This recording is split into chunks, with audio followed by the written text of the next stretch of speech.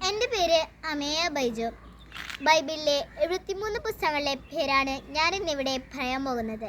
പഴയ നിയമത്തിൽ 46 എണ്ണവും പുതിയ നിയമത്തിൽ 27 എണ്ണവുമാണ്.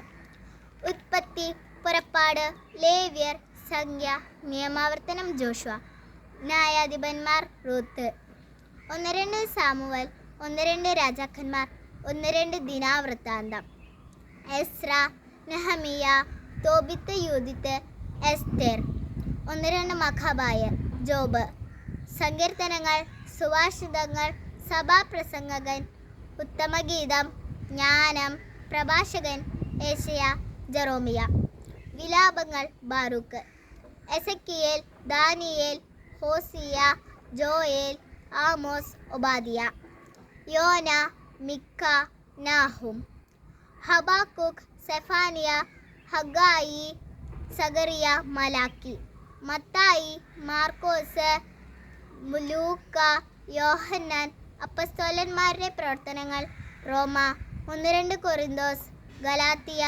എഫേസോസ്, ഫിലിപ്പി, കൊളോസോസ്, 1-2 തെസലോനിക്ക, 1-2 തിമോത്തേയോസ്, തീതോസ്, ഫിലേമോൻ, ഹെബ്രായർ, യാക്കോബ്, 1-2 പത്രോസ്, 1-2-3 യോഹന്നാൻ, യൂദാസ്, വെളിപ്പാട്.